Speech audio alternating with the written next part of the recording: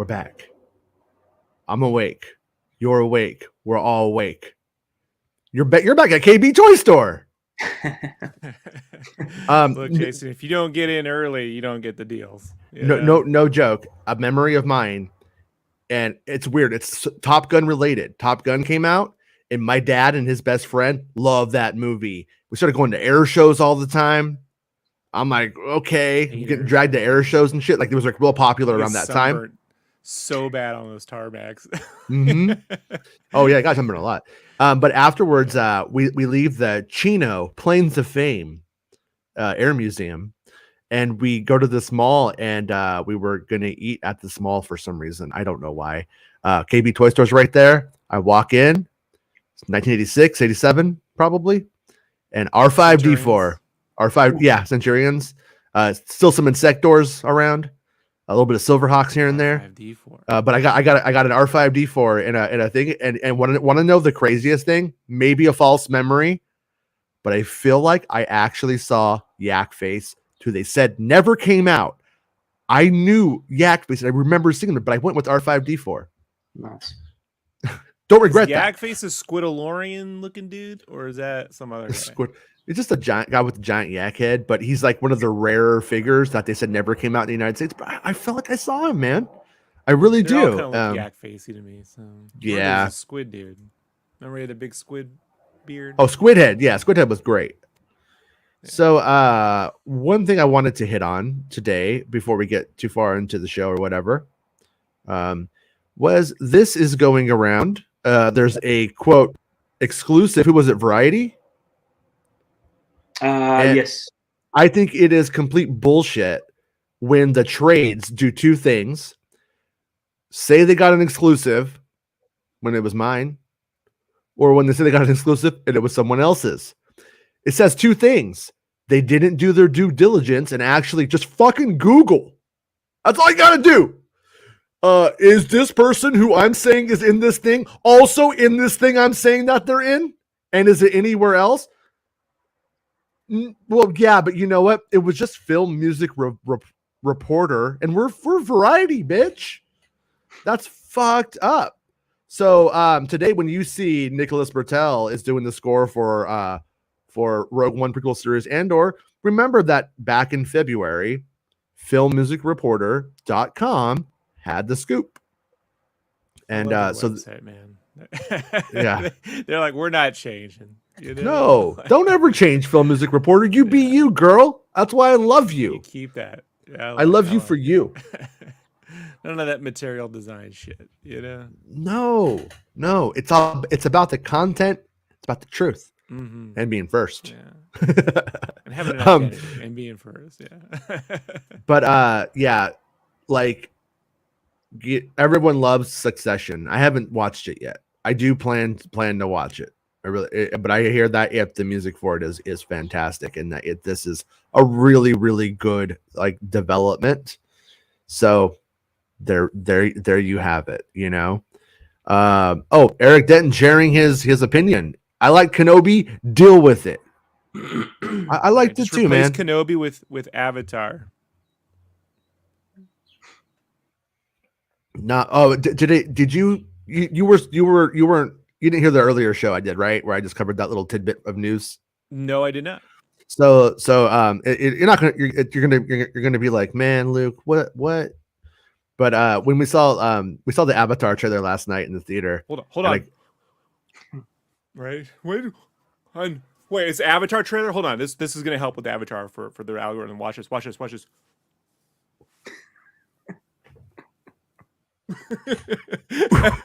You just pretend you're like a 1992's hip hop album. You know what I mean? Or you're about to suck the world's biggest dick. I did that one. I was like, anyways, Avatar trailer came on. I really enjoyed it, and I got an 8-year-old boy, so I'm like, hey, dude, do you want to go see that? No. But did not go over well with my 8-year-old for what it was worth. 36-year-old dudes in China, they love it. I'm not saying anything. I'm saying that the kids, they don't care. Yeah, it's a teaser trailer. I don't think it was made for 8-year-olds. It's kind of a slow moving, kind of letting you know it's coming. It's not. It's not the whoa, look at that ship blowing up with Yeah. dragons. It's not. Did you see it in 3D? No. Yeah, it's a No. totally different read, by the way. And I'm Yeah. not Yeah, I'm saying sure. like, well, it really does make a difference. Like, Yeah. No, my wife I was like, oh, like, yeah, it yeah. was meant to be seen in 3D. I don't care what anyone says. So.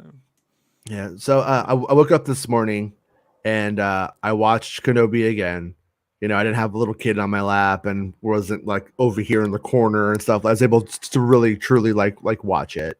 Yeah. And I do for me as a Star Wars fan, as a fan of the prequels and of the world and all that stuff, I do still stick by the 8 out of 10, or a 4.5 out of 5 if you want to go there, and or whatever it would be. What would that be?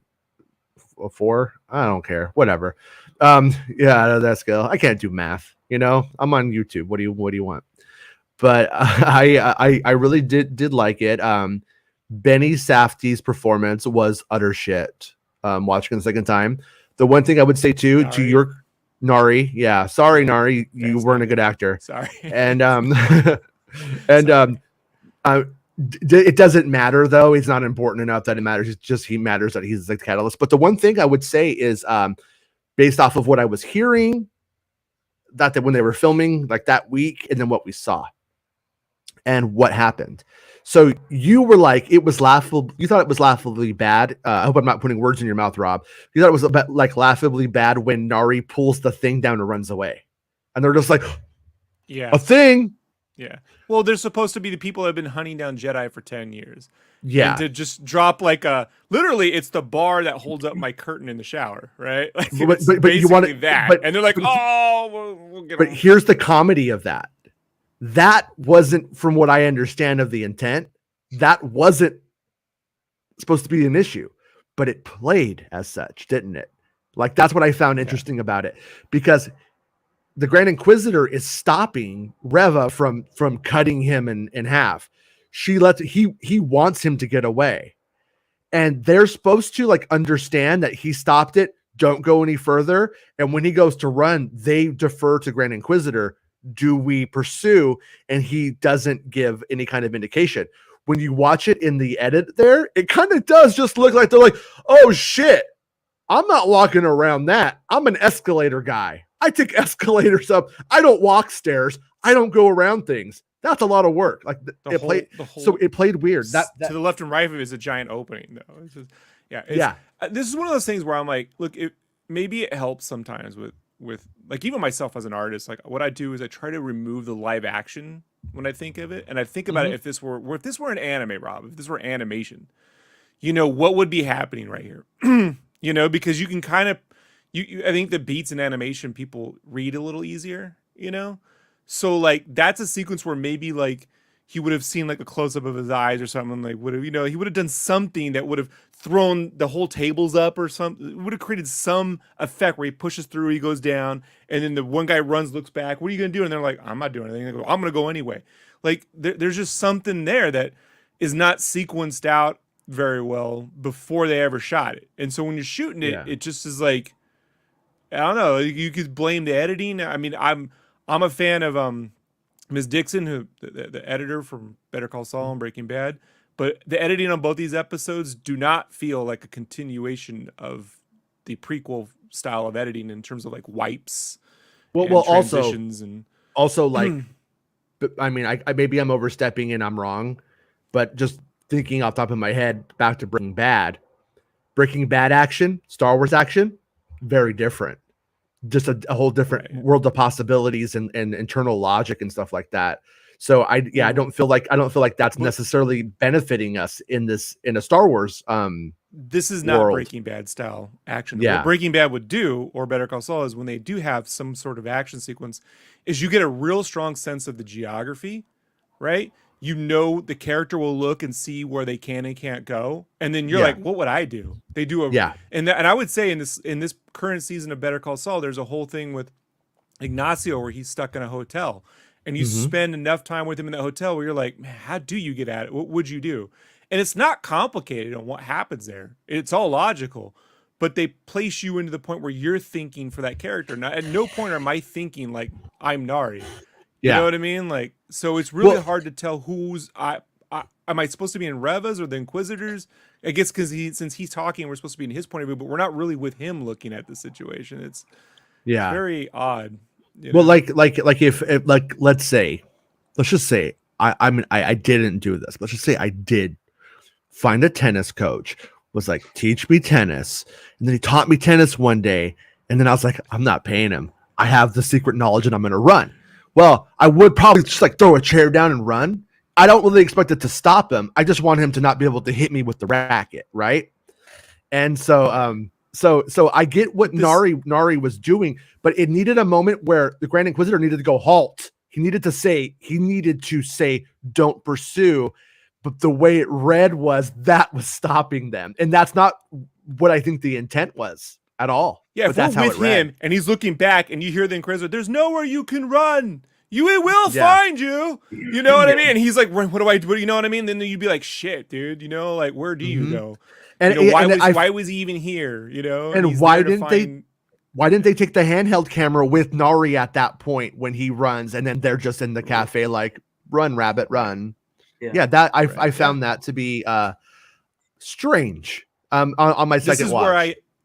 This is where when I say it's like prequel-y, this is what I'm talking about. Because like, cut to the opening of the series where we have the Jedi Temple scene. We never really got to see the battles in the Jedi temples. It's one of my complaints of Revenge of the Sith. I'm like, okay, so now we're seeing it. I think it's fantastic the way they shot that. Handheld, you're right there with them. The saber works great. All of this is great. Right when the kids end up by themselves, we cut away. Yeah. And I'm like, you know, that's not that different from when Anakin and Obi-Wan finally fight, and then we cut away, and now we're back down to a slower tempo. We're with Yoda and Palpatine. Then it builds up, and then we cut away. And I'm just reminded of that compared to the theatrical release of A New Hope, when we stay with the blockade runner all the way through. It builds, it builds, it builds. We stay with it. In the script, you cut away. All right, it cut away to Luke looking at the thing, and then it cuts. And then when and then they learned in old Brian De Palma or whoever was like, yeah, don't cut away. I don't know who came up with that one. Like it's one of those things where, you just want to stay with them to find out what's going to happen. And when they cut, you lose that there's this magical part, man, that where like you do transference and then you're there. Right. And I just feel like it's missing that, like for those moments. So. But then, the Kenobi stuff, like with Ewan, he's so good that, like, if it were a lesser actor, I'd be like, well, this is, I don't know. But, he does so. It's just weird. It's just weird to me, like, so I still stand by, if you love episode 1 through 3, if you're like, Revenge is just my jam, I see you loving this. You know what I mean? I see this being an 8 or a 9. If you're like my generation, where you're like, yeah, it's a mixed bag, it's poor to good. Right, never hits a great moment like the Darth Maul fight is great. I think the opening battle sequence is great. Like that is fantastic. It never gets back to that for me, Right. So it might later with the Vader Obi-Wan stuff, but for the first 2 episodes, it doesn't have that. Go to watch this, holy shit, man! Go tell your friends, So yeah. Well, that's like the whole thing is. I was trying to convey from what I understood of the story the whole time is they aren't like the focus. They're not really like the important part of stuff. It's Darth Vader and then Reva's ambitions and then how those things line up eventually. And so yeah, it's a little bit frustrating to deal with the fandom in the way that it's conceptualized this stuff, I didn't know if I was ever gonna like, go. I didn't know how far I planned on going with this stuff, and there's something about Lola that I was like thinking about talking about for a while, but I never put it in writing, and I wanted to see how far certain people would push certain things. But I don't know if it's exactly true or not. But I want to look up this thing that you sent me a little bit earlier about like Lola's full name, and Let me see if it's. Then I'll give you my thoughts on episode 1 and 2. Yes. Yeah. We're definitely gonna get to all of the thoughts and stuff. I want to hear what you have to say, Mr. Spreezy. Okay, hold on. Let me share that screen. But there's something about Lola that's very familiar. Just let's put it that way. Obi-Wan Kenobi dropped early this morning in Star Wars Celebration. This is from news.toyark.com. So another drop of new merch is here. No spoilers, but a new mech scene in a show now has 3 new forms: an animatronic figure, an electronic figure, and a new set of bounty collection figures, similar to what they did with Grogu recently. These are now at different points in 2022. So, hold on. I'm asking a source about this. The Star Wars Lola 59 animatronic edition lets kids and fans alike bring a beloved droid companion. This droid features design and deco inspired by Obi-Wan Kenobi live action series. Touch the sensor, had to activate more than 45 different lights and sounds. So she even responds to background noises and lights. And blah blah blah blah. The Star Wars Lola interactive figurine lets fans alike bring a beloved droid companion standing around 5 inches tall. So yeah, but anyway, it doesn't sound like they're hitting on this one feature. I'm not going to get into it now because I don't want to push it if it's not true, if it's not accurate. But there's a thing about Lola. We'll talk about it this week, okay? Sorry to do this. I just started talking. I started getting a message and trying to. I know. I'm working here. I'm working. Okay. Cheeky. Regardless of what people think of the show, we have to be very clear here. Jason's been 100% the entire time. That's it. 100%. All of your information has been accurate. It is a Kenobi show. It is not, is Reva the focus of the villains? Yeah, it's not a Reva show. It is a Kenobi show. It's not even, honestly, there's more screen time with Leia than there probably is Reva when you add it up. I haven't done the math, but I'm just willing to bet. You know what I mean? So none of that's accurate. All your information was right. So I just don't understand why people, I'll never understand this. This is nothing new. But why people prefer to pay to have YouTubers tell them what they want versus talk about what you got. You know what I mean? Because every Marvel piece has some kind of mixed bagness to it. I don't think, very few have ever hit a 10. And what can? Honestly, what can hit a 10? Very few. Right. So Marvel villains typically have been okay, to all right, man, I don't, the villains in the Ant-Man films, I don't, this is ridiculous. This is comical, and not comical in a good way, fine. But, your accuracy and information has been, and I think what's great about when you do report, Jason, is you try to give the context of what they're going for, and then we get to see, did they achieve it? Because that's what I get. What were you guys doing? We were doing Nari running away from, that whatever the moment is. We just talked about that's why I said it. But yeah, so that's and then I got to try to put all of that together because that's the other thing that like if you worked on this show, if Chris was a guy working on the show, they don't film it scene 1, the beginning, and then do it. They it's kind of out of order. It's everything that happens on these sets are all filmed. And so when you ask them, oh yeah, I think it goes like that. They don't really know. That's not really they're not there trying to figure out the story for me either. Yeah. They're trying to do the jobs that they have. So I would say this: the show's trying to tell 3 stories, and and storytelling has gotten more complex with our television. you know, especially TVs. Movies may have gotten simpler, but television's gotten extremely complex. And to tell a start and finish in 6 episodes with 3 stories, a Leia story, Obi-Wan, Leia, and which I am assuming Leia's like gonna only go halfway and then it will become something else. You know what I mean?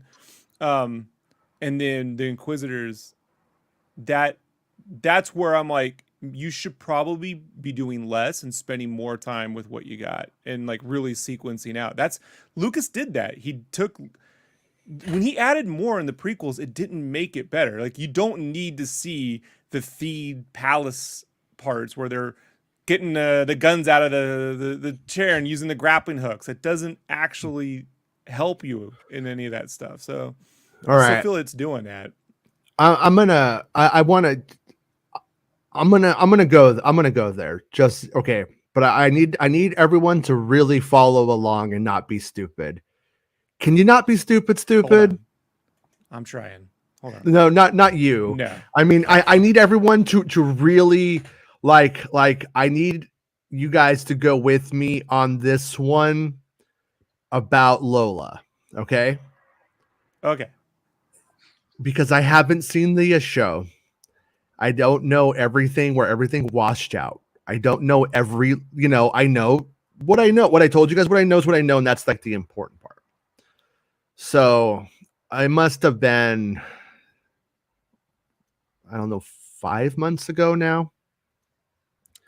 The first time I saw the finished design of Lola, I saw Lola complete, then Lola destroyed. Then I saw another version of Lola, and this was concept art, but I believe that it's relevant. Okay. And if this pans out, it's kind of cute. Okay. If it doesn't pan out, it was just concept art. And I can't confirm one way or the other, but I did just have another trusted source ask me if I knew about this. And I did. And I think it might be a thing, but it might be a diversion. But I'm going to talk about it for the show, okay? And so everybody needs to go with me like, maybe, okay? That's where we're putting this. To be fucking way clear. Does it sound like I prefaced it enough, you guys? Yeah. Okay. Yeah. So Lola may be getting a BB-8 body. The ball, and rolls around on it and becomes sort of the very first version of a BB-8 droid. Nice. Yeah, and it's more of a very high end looking kind of thing, and and she ends up kind of like intersecting with a ball, and then basically is a BB-8 droid, and we see her kind of turn into that, and she has little ears and it's cute, and and it was cool, and so basically, but I don't know if it happens. I don't know if it was just concept. It might have, you know what I mean? I've got my ass bit a couple of times by the little snake of concept art coming into the fold. Okay. Yeah. But I do promise you that if it doesn't happen in the story, you will see that concept art because it's too fucking adorable and it's too cool not to. Hopefully they made it a reality. Yeah. And so that's why I wanted to look at this toy thing here to see, are they selling any version of that yet? Was there anything about, just 3 different models of high end, low end. Yeah. Toys. Yeah. Yeah, and they call her LO59.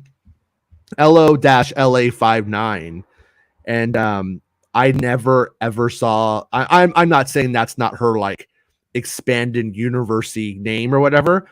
I never saw that in anything from the series. It was just always straight up Lola, like I was talking about, So right. Yeah, but let me know what you guys think about that. Do you guys think it's going to go there? I don't actually know. I stopped digging on it, and then I also am a little bit nervous about it because even though Star Wars Newsnet tried to steal the story and act like it was theirs, I was like, if I say that and it doesn't pan out, then people will say I got it wrong and that was just totally bullshit and all that stuff. So please, if you talk about anywhere else or you cover anywhere else, make sure I gave the caveat that I don't actually know if it made it to the live action series. Okay, like follow along with me.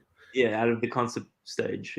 Yeah, I'm not completely sure, but I her name did end up being Lola, and it did pretty much go the pocket size, little CD size droid and all that. All that shit panned out. So yeah. So what were your thoughts on Kenobi, Mr. Chris?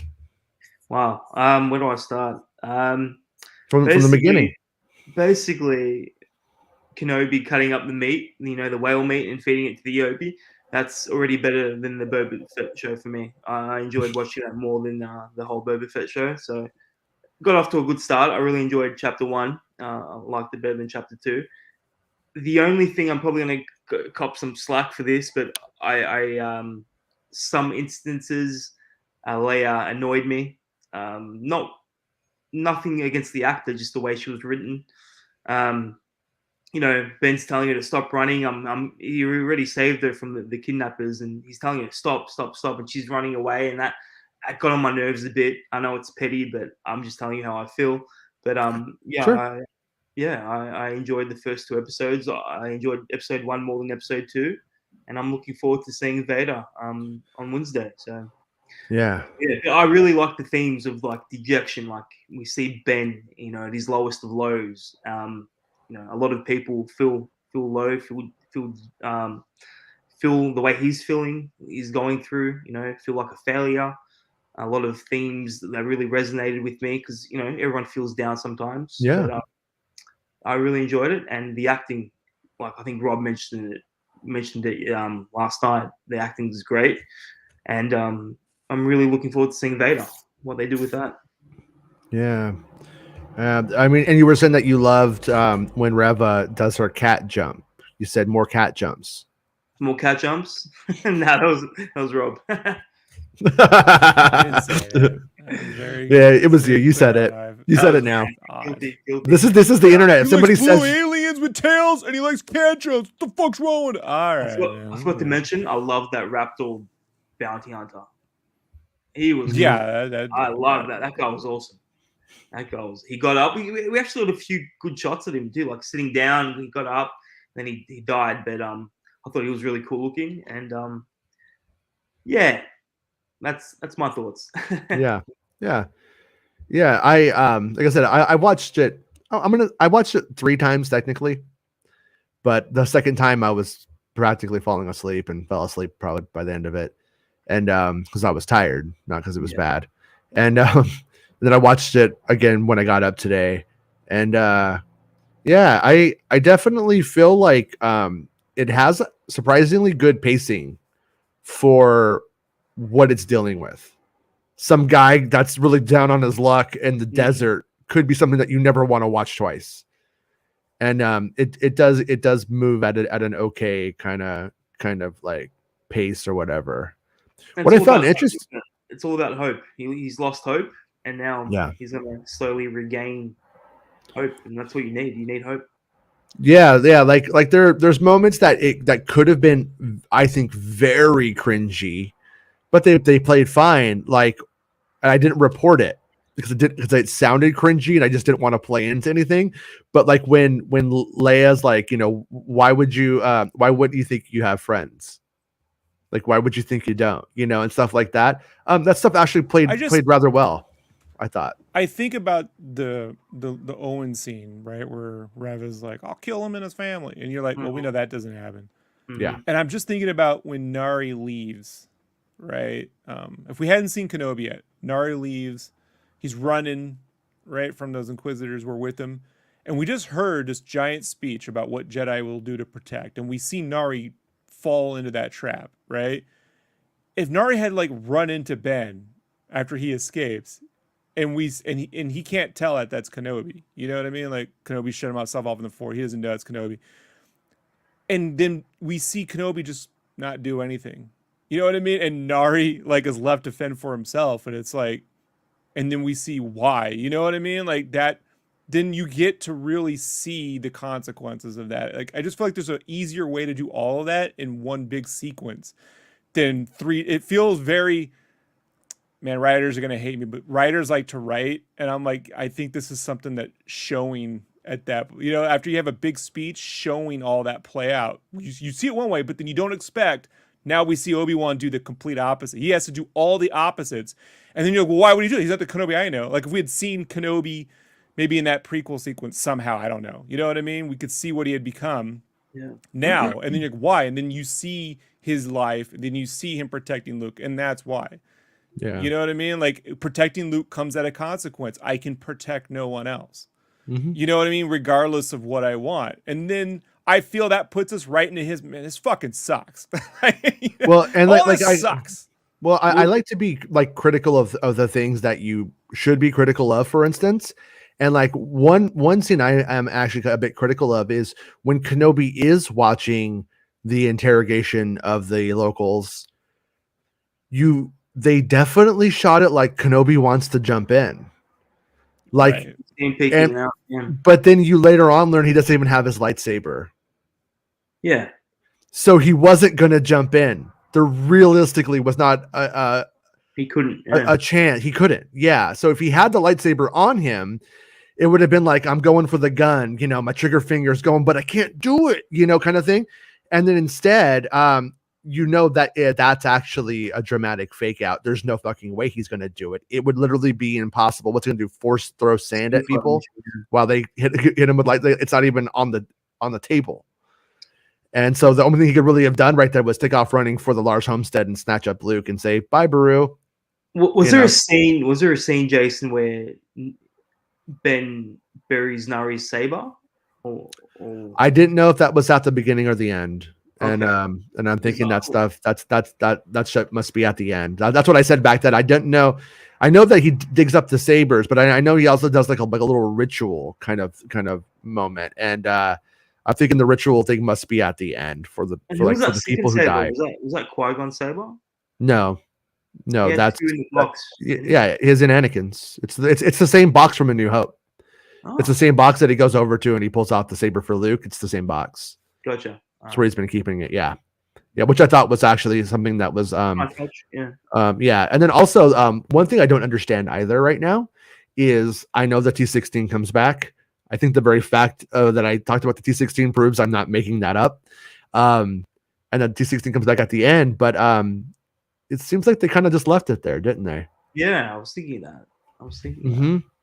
So is he gonna bring it back to them again? Like, I don't know. Maybe Tika picked it up and sells it back to him again, and then he drops it off again. I don't know, but yeah, it did definitely have the impression that it was left there. But maybe it's supposed to be unexpected. Maybe Owen did pick it up and didn't give it to Luke, and we're like, oh, okay, he's not a complete asshole. Yeah. I don't know. Do you think we'll see Tika again in the series? I don't know. I don't think so. Maybe you don't think so. Okay. I don't think so. I haven't looked at the credits, but I think Tika was played by the same person who plays the Jawa from Mando, and I was actually curious if that's the Jawa's name in Mando. I never looked that up either, but it's the same actor, I believe, who plays in the scene where they buy the part. Oh, actually, that one was a man because it dated Peli Motto. The Jawa dated Peli Motto, so unless Peli Motto was lesing out, which is possible, together. Tika, Pelimoto, scissoring. I also think this is just, something I was thinking about this morning before the show was, we see Leia running a lot. There's a scene briefly when Ben is, looking at Owen and they're like, well, Luke, where are you? Like, I feel like had we spent some time with them, because we spent some time with Leia and Bail, if we'd spent some time with Beru, Owen, and Luke, maybe there's a way to show that the Force is calling to both of them. Like, that running isn't because they're just being unruly little kids. Like, they're hearing all sorts of voices, or, the Force is speaking to them, and they're always just like, I'm going to go, I'm going to go there. I hear the bounty hunters. You don't know if it's good or bad. Like, there could be something there to that, like, and you can see that duality. Well, here's what it's like for fucking a rich person. Here's what it's like for the poor person. And you're dealing with these children of, you know what I mean? Like Vader, you know, like, and it doesn't that do was that, though. That was more of how it was kind of explained to me that there was going to be like the juxtaposition of their lives was sort of what it sounded like they were going for. And yeah, I don't really feel like that was necessarily what they did. Not with the Force anyways. Yeah, I did like that moment though. Events of the sorry, go ahead. No, go ahead. Take it. I feel like the events of the first episode, if paced more cinematically, with those sort of things, could have been 2 episodes. Yeah, you know what I mean? Where like you can see these dueling families. You know what I mean? Like this people responsible kind of thing for these kids. And then if you have that opening sequence with the Jedi kids, I don't know. Like there's something all there. I just don't know if it's coming across as strong as they.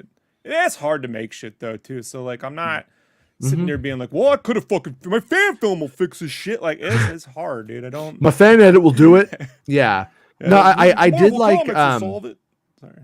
I did like that they had the moment and the way that the moment played out with Owen having anxiety when Luke is out of his sight for 1 second and he can't see him and he starts to kind of like panic. And like I thought that showed more of what that dude's going through as the parent of Luke.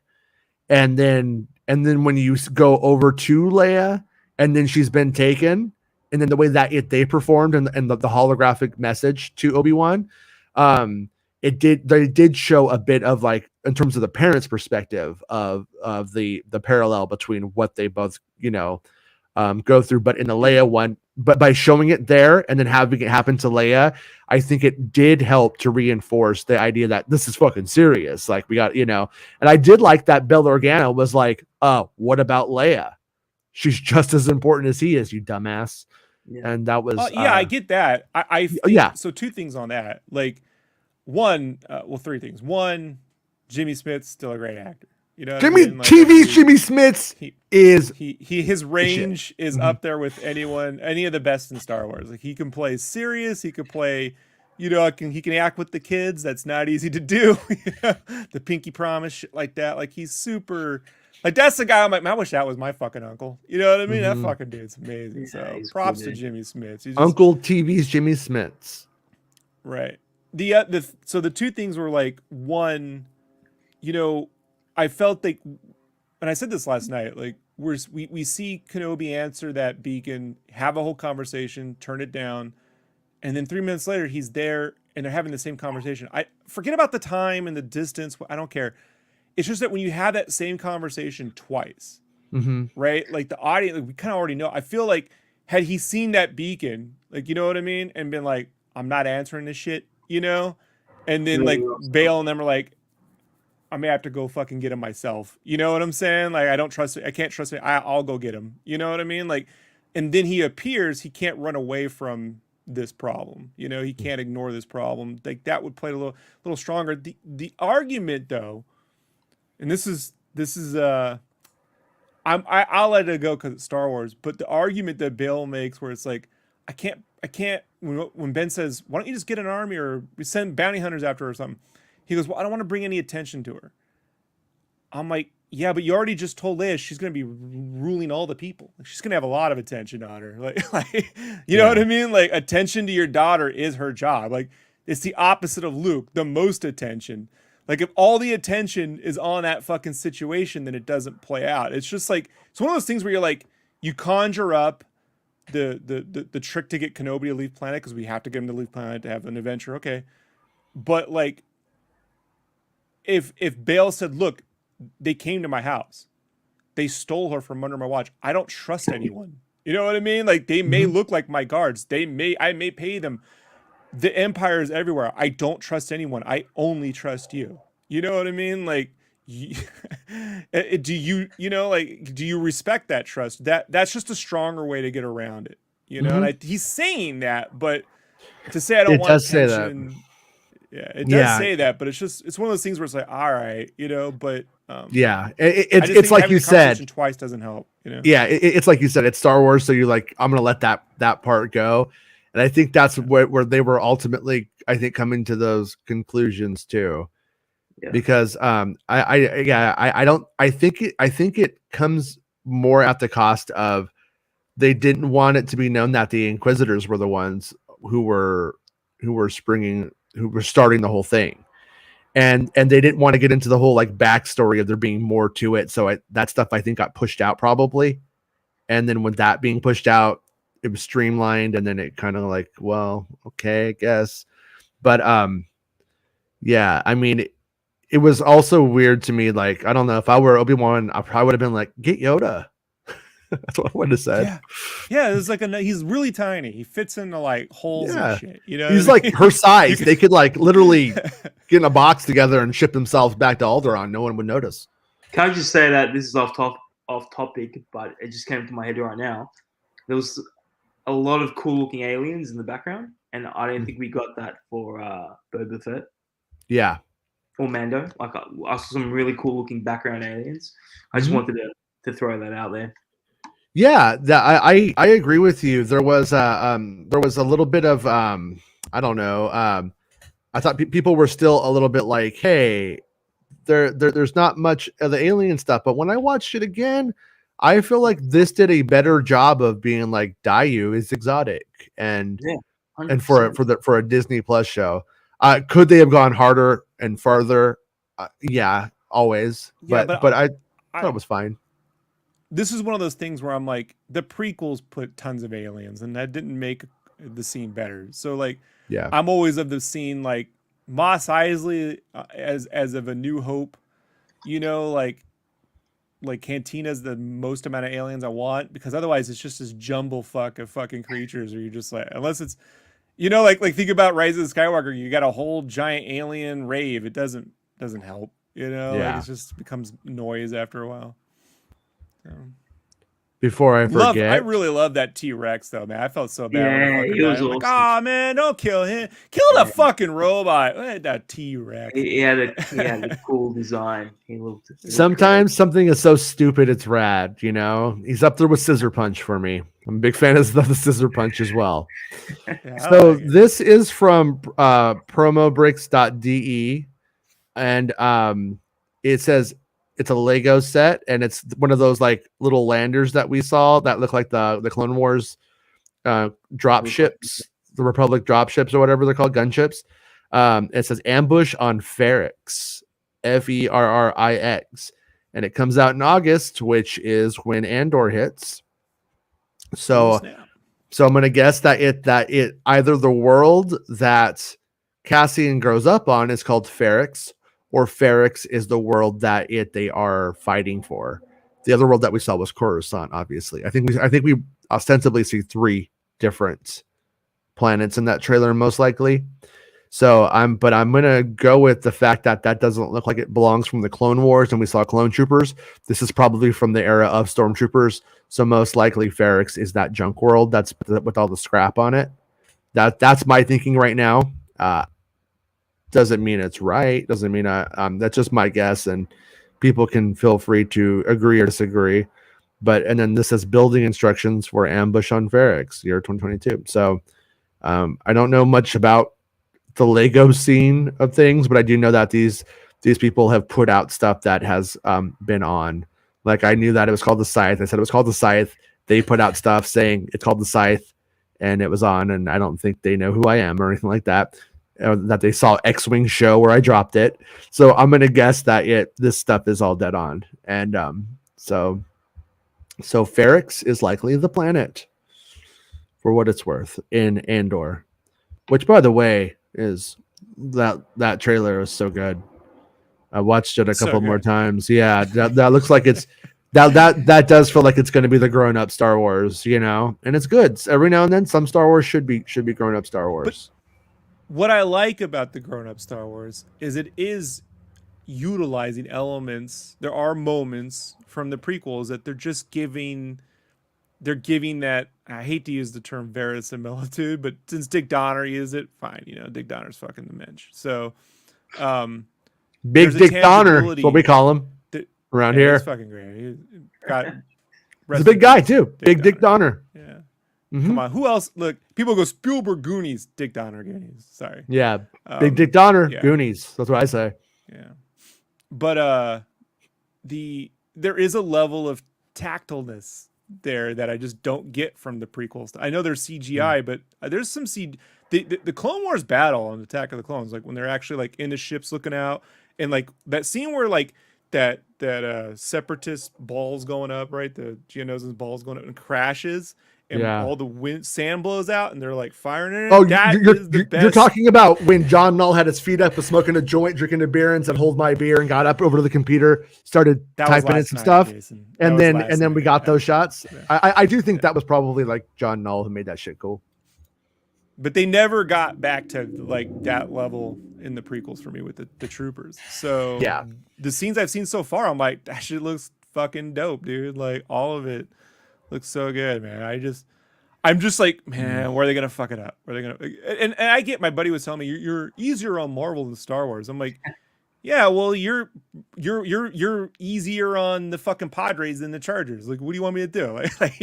To make a sports analogy. You said Padres. I thought you said pod race, and I was like, why would he be easy on the pod race? It's great. I hold Star Wars to a higher standard than most things, and it's unfair. I get it, but when you are considered to be, like Godfather 3 is not a bad film compared to a lot of movies that came out that year, but because it's called Godfather 3, it has to be held up to Godfathers 1 and 2.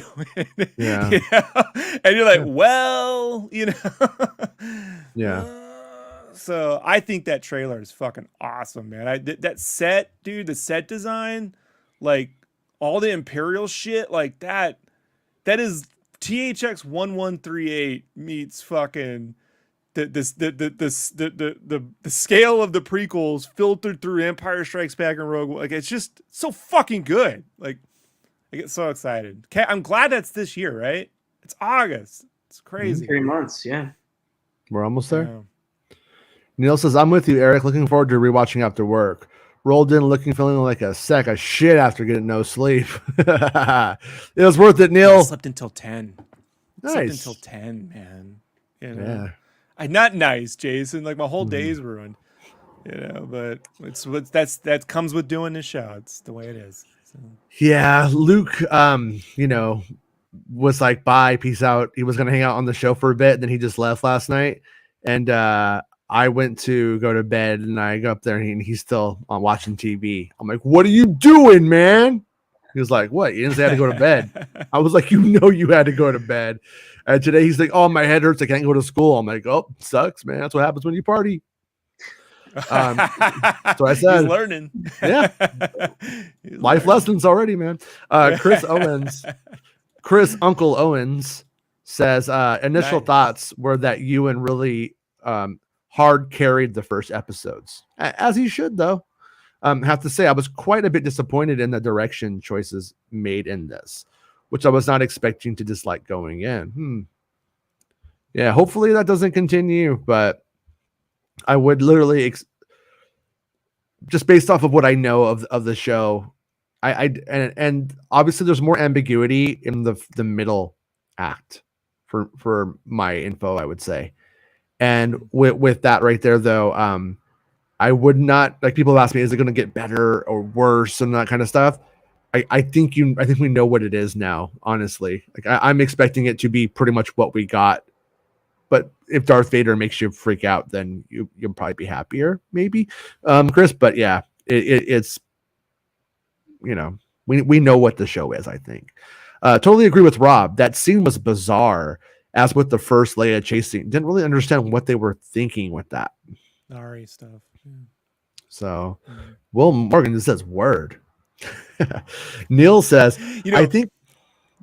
Go ahead. Neil says, I think there's a universe where they timed some bullshit-free Star Wars gaming app on your phone, and it's Nari's Run, and it's just Nari, like a endless runner through the streets of Tatooine with the Inquisitors.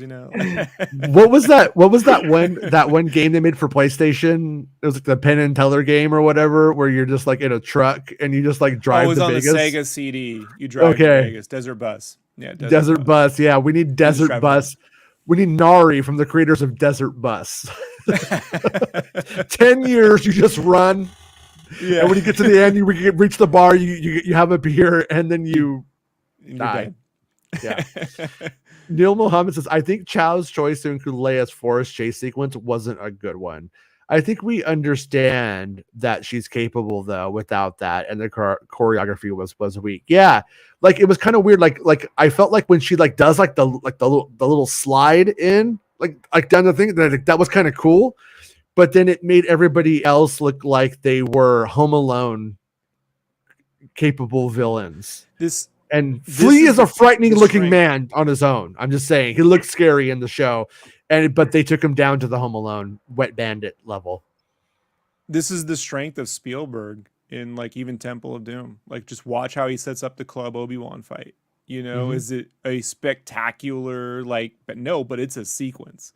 You know what I mean? All the way through. Nope. Last Crusade is, dude, even when like the whole opening where he's like stealing the fucking cross and then the whole chase sequence. Yeah. They really need to, and I'm going to be interested to see if they do it with Skeleton Crew. They really need to analyze the Spielberg-ness of those moments and bring it into Star Wars, you know, like 1,000, because that's sequence-driven screenplay writing, and nobody did it better than Spielberg in the 80s, man. Like, and that's what this needed.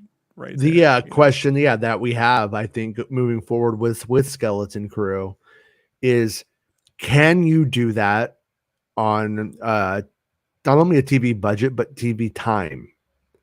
Because like when we were at the show I did this morning, really briefly, where I covered the Taika Waititi story. If you didn't see it, you could watch that one later.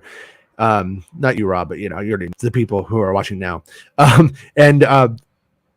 like the Taika movie is going to take time. You can't really compare the time of like the Kenobi production to the Taika film. It's not the same. It's way, way, way shorter on these TV shows. And so, you know, and it's like getting that stuff to look good and right and enough that you could edit it into that momentum. So yeah, I'm a little bit like, you know, thankfully though, the kids are a little bit older than she is though, which will help. Where I would hire is I'd hire those cats out there in Asia who are making all those crazy martial arts films on nothing. Yeah. You know, and really kind of use the way they shoot is also based around, you know, the way they shoot in order is based around money.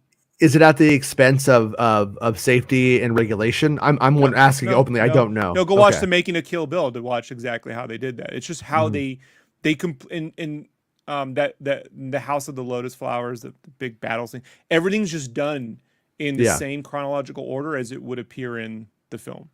You know, so and they work it out. They don't have it all storyboarded. They work it out there. They look at what we have.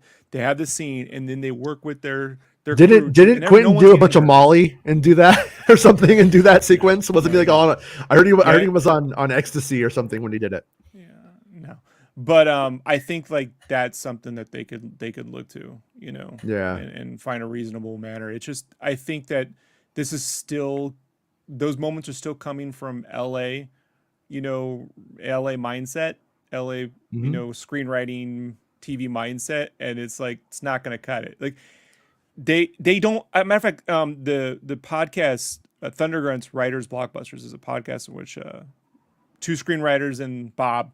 They cover a movie and they talk about the film as if it were the final edit of a script. Okay. But when they get to Solo, and which they love, by the way, but they get to Solo and they talk about Lawrence Kasdan, and sequence-driven screenplay writing. Like, it's just, even they're like, we don't do a lot of this now. I don't know why we don't. You know, it's just kind of a lost art.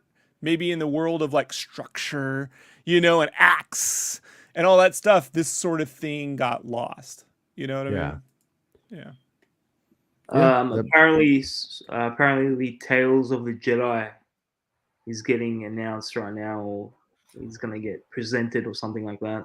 So okay, cool. Because it was funny because Bestman Bulletin was like, "Hey, that's happening today," and I was like, "Okay." And then we went and looked at the schedule and it says Saturday. Today's Friday, right? I thought so. Yeah, but they're doing everything early, right? Like they dropped Obi-Wan like an hour early last night when you were at Top Gun. I was like, send it to you. I'm like, well, here we go. And then the Discord is like, people are like robbing the Discord. I'm looking, folks. I don't got all day to type, you know? I'm just reading on Twitter that it's Tales of the Jedi. Put it in the private chat. Wait, if anything, that I could show comes up or whatever. Absolutely. And I'll put it up on the screen. Cool though. That's good. I was afraid we're gonna have to wait until tomorrow for that, and we don't. So that's good. Yeah. Eric says, wonder if Leia running was a result of an actor being careful on set. I'm sure she didn't have a ton of room to go full speed. Yeah, that's probably true too. They probably didn't have. They looked like they had a little patch of land to play with. I think I'm the same age as you, Rob. Mm-hmm. I think I'm the same age as had like a. Oh man, yeah. Are we gonna fall in love?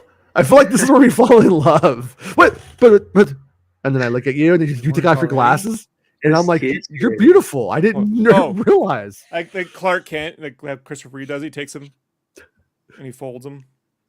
Yeah. All right. Eric told you. I think I'm the same age as you, Rob, if not older. Prequels aren't my jam, but Kenobi, I think they've duplicated the parts of the prequels that did work.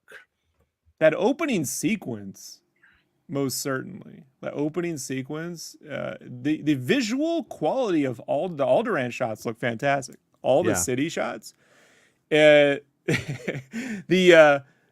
trees right outside the back doors, but the city shots they're as good as they're better than what was in Revenge. And I thought the Revenge of the Sith shots were fantastic. The 3 shots that were in there, so those are quite good. Yeah, that I gotta tell you, man, that assault on the Jedi Temple, man, I'm like, just fucking stick with that, like for at least a good 5 minutes. Give me just. We're gonna get some more Jedi Temple though, Rob. We're gonna get some more Jedi Temple in the flashbacks of Anakin and Obi-Wan. Yeah, but that's again, I don't. Yeah, but then you're going back to a simpler time. Just we never really saw like in a world. The assault on the Jedi Temple would have been like the pod race, like the evil pod race sequence of Revenge of the Sith if planned out right. Like it would have been this whole thing, where it gets destroyed and it comes down, and it's just. I thought it was interesting that the Jedi Order has no like alarm in any way. Like they're just in there doing like fucking yoga or something, and then like everyone's like, oh, "Okay, we're gonna come in and kill you now." I'm like, are they like the first door in? Like nobody told anybody, No heads up. Jason, I'm trying to be nice. I'm not trying to ruin all the prequel fans. I'm trying to be fair. Chris Owen says, I've made fun of the Reva show crowd, but I will say, having seen the episodes, they really cannot afford to focus. They really cannot afford to not focus on Obi-Wan. Could they fill the holes of the show at the forefront without Ewan? Could really feel the holes of the show. We don't see Obi-Wan right in Star Wars until what 25 minutes in, something like that. I'm not saying that long, but like if the opening was like Nari and say Reva in the temple, right, and that's a whole thing, and maybe they're like we'll always be, and then like the follow up to that 10 years later, now she's hunting Nari and she winds up on Tatooine. You know what I mean? Like he escapes there. She and we're following them. And he then, in that sequence when runs away, bumps into Kenobi, but doesn't know who he is. And Kenobi doesn't help him or recognizes who he is, but Kenobi refuses to help him. And he's not going to out Kenobi because he's still following his code. Right? Like there's a whole thing there where that all flows together. It's very blocked out. Yeah. You know what I mean? It's not, and that connection, look, that is why they get paid fucking millions of dollars. That's just fucking hard. Like I'm not sitting here saying. Yeah. I just understand it, and maybe I'm able to articulate it easily, but it's not easy. And so those pieces are there. They just don't connect as well as they probably had hoped for. Yeah. Chris Owen says, but yes, wanted to thank you, Jason, for his reporting on the show. Definitely enhanced my enjoyment watching the show, knowing the broad strokes of the plot. Nice. Yeah, I think it helped me too. I mean, I felt like, as I was watching it, that's of the mindset that I am, and kind of knows to know what the itinerary is. And then how you get there is fun. That's what I say. I don't know. I agree. Yeah. I agree. Yeah, we all agree. Max says, oh, now I think Lola makes sense. I agree with Chris. How's it going, Max? We're not too sleepy. Oops. Excuse me. Junkbox says that opening scene had me tearing. That opening scene had me tearing up at 5 a.m. This morning. Yeah, it was good though. I did like it, but I did, I am a little bit more cognizant of the location of geography, like I said, because of Book of Boba, where it was egregious. And I was like, man, they were in the first one, but there is a little girl who looks like she could be Reva with those kids. And I'm pretty sure that's supposed to be if Reva. that is, it just should. I wish it were clearer. Yeah, I wish that whole thing sold it. It's like, we'll get to it later. I don't know. And to be fair, we'll my sources weren't sure. Remember, when I was telling, yeah. I think of Avengers, the first Avengers film. I don't think the opening of that film is put together very well at all. But the ending's so strong, you're like, all this works. Middle's good, ending's good. The opening's clunky. So show could end up, super fucking strong. Let's say we all like, that was a fucking 10, and then you won't matter, right? It really won't. Yeah. We this is the problem with reviewing individual episodes of anything. And I've told you from the beginning, like, we have to do it because this is the show and we're going to talk about it. As a creative and a fan, I don't like reviewing individual episodes of series, anime, live action. I don't. I like the whole thing. Did it work? And how do they piece it out? So. Yeah, I feel like the way that they should start to write this stuff, because of the way that it is truly consumed, it's complicated.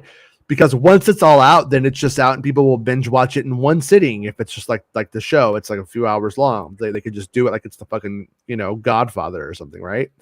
But at the same time, it's episodic television.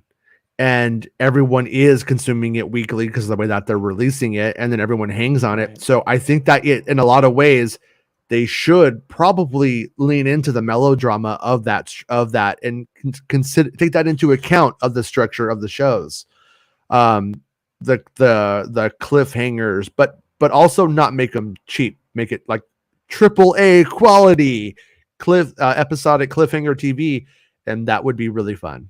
But I don't know if they can. So Star Wars kind of says, yeah, somewhere there's the financials, for this, and it works out the way it works out. Yeah. I love the first 2 episodes. 2 victory laps for the leaks for Jason. Thanks, man. Santa running around in his little boots, right? You know what I mean? Here, 1 squirt, doing goals. 1 squirt for Santa, 2 squirts for Santa, with my man boobs.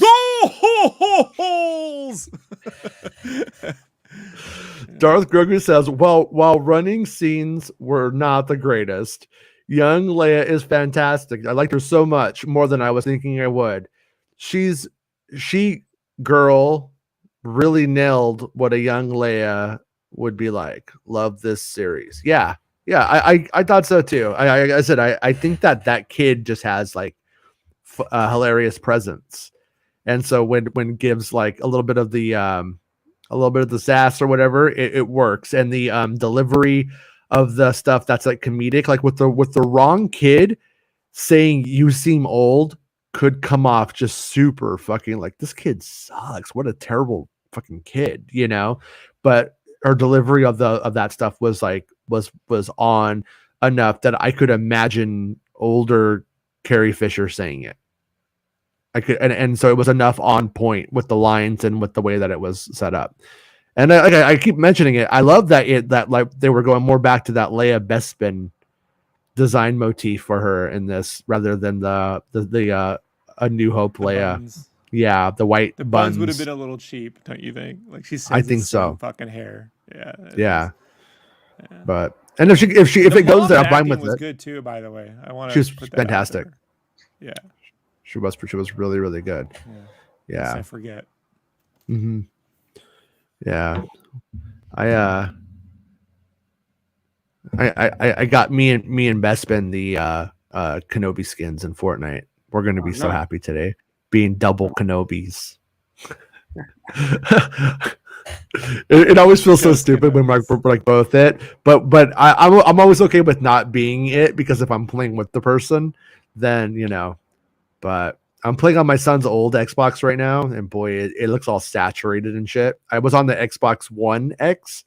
Now I'm on the original release of the Xbox, and it looks all like saturated and shit. It's like not HDR. Man, June 8th cannot come soon enough. How long it is? June 8th? I think that's when it's supposed to probably come. Pocket sand, says Daniel Fisher. Darth Grogu says, while her running scenes... Okay, we already read that one. Neil says, amongst many strong performances, Vivian Elbler stood out. So good. I'm glad that people know that's Leia. Oh, Leia. Okay. Mm-hmm. Yeah, her performance is good. There's a world too, man. Like in Spaceballs, when they cut, I can imagine Spaceballs parody. They cut to her running, and it's just like Warwick Davis and like the Leia buns. You know what I mean? Yeah, yeah. Like they got a little person who's male to be the stand-in because of Warwick would be the best though. Yeah. Really, I'm playing Princess Leia now. You've been a Rodian. You've been a whatever the fuck that was. He's been Yoda. Phantom Menace. He played Yoda in Phantom Menace as well. He played the walking Yoda from the faraway shot.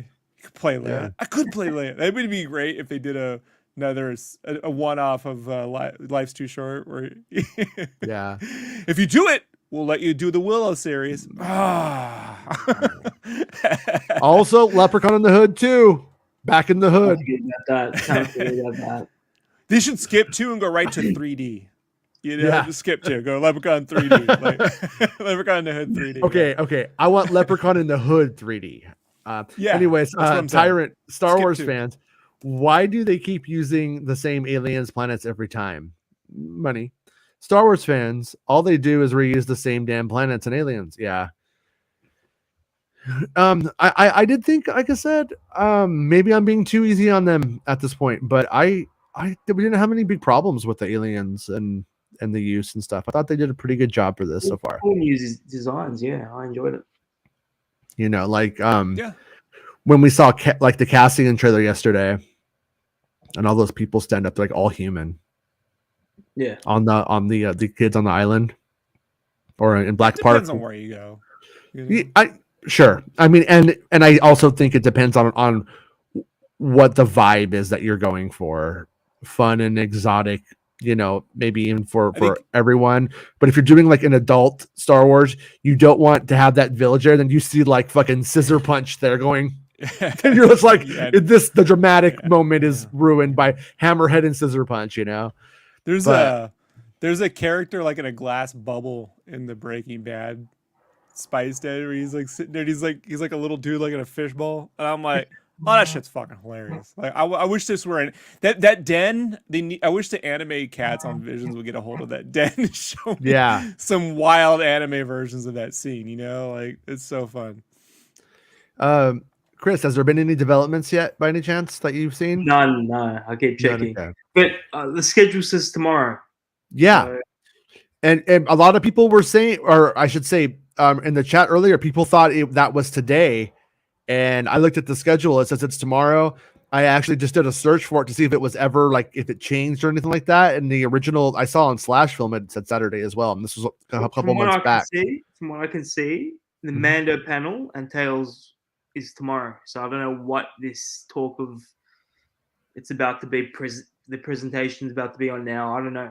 But for me, it's tomorrow and the Mando panel's tomorrow. So I don't know. Okay. Yeah. I will definitely keep you updated. I just wanted to make sure we weren't missing anything. Fandom Empire says only knock was the first Leia chase scene was poorly executed, but outside of that, no real complaints. I'm a prequel lover and Kenobi lover, so I'm thrilled. Thought Ewan and Vivian were fantastic. Yeah, I was thinking about this last night because before I watched Kenobi, I was watching a movie with a trailer before Top Gun of a new BJ Novak film and it looked like it was kind of funny to some extent, but it really was played at a bad timing, a moment of bad timing, it's in Texas and they're really all about guns. And there's a moment that's like, you think he's talking about like it's overkill, and then they want more. And I was like, wow, I'm kind of surprised the trailer's still showing in a way. Yeah. It didn't offend me, but I was like, I'm just surprised they didn't pull it just to be like, extra careful and considering. But so that was like a little bit on my mind. But when I started to think about that episode, what if I was like, the right way to do the scene would have been Flea takes out a blaster and he's just like, you're not going anywhere, kid. And she's not stupid enough to run. Yeah. But then I was thinking, in a way, thank God they didn't do that. It's a difficult thing. It's fucked up. Yeah. The problem is it's a tragedy every fucking week in this country, man. Like I said, I'm in the middle of Trump territory, and I mean, Boise's blue, but believe me, man, they're everywhere. There hasn't been a shooting in Australia, a mass shooting since 1997 when we got rid of all the guns. I know. I'm proud of Australia for that. But good work. Yeah, we need to stop pretending like we do everything the best here is the problem. And somehow they're still conservatives in Australia. You know what I mean? Like I had to tell these conservative friends, I'm like, there are other conservative governments that have plenty of gun laws and nitwits. So, you can be conservative and not stupid, though. That's the whole thing. It's like we just said, you know what? If I'm conservative, I can be as stupid as I want to be. No, you can still be philosophically conservative. I'm not, but you could do that if you wanted to be. But what I was trying to say is, even in the theater I was at, there was like, there was like I heard a couple, like they were very uncomfortable when that scene in the trailer played, Jason. Rob, I was not expecting. Rob, do you still sit near the? I remember we spoke last time about it. Do you still sit near the exit? Is that what you do? You sit near you still do that? Yeah. I assume there's going to be a shooting anytime I go into a movie theater. Just movie theater or in general? Like you? Definitely at theaters. Okay. Yeah, definitely at theaters. I always try to sit behind like a tennis coach I could use as a human shield. Hey, I'm kidding, Chris. I would. James, it's a good idea, but I'm pretty short though. Like, so yeah, I'm gonna probably, But anyways, Aria just wrote me and said there's a leaked Lego set of a Jedi Interceptor from Kenobi. Is he flying again? Laugh out loud. Well, I'm going to throw a couple of things out there that I don't know, but how I think it could work. And it's that I was never sure, it's like then they leave. And that's what was filmed, but they don't really build like usually they don't really build like spaceships and stuff. But when they do go to the Clone Wars base and there's Clone Wars stuff there, there's a chance there's a Jedi Starfighter there and that he takes it. And that's what he uses to fly from there because it's an abandoned base. They're using Clone Wars. There's shit in there. So there is a chance that's where he gets that ship. And there's a couple of F-14. Hey, it happens, man. It happens. You can do that. So contrived, but so fucking cool. Gotta say. Yeah. It was fun. Yeah, I had a good time. I am going to get a drink and I shall be back. All right. Don't try death sticks while you're there. Damn it. I'm totally gonna fucking try death sticks. Jason told me not to. So did I read this one? Neil says, gotta say, among all the exciting news, good feelings we got yesterday, it was awesome to see Rob so stoked over the dope Andor visuals. Not saying he's hard to please, but yeah. This is an unfortunate.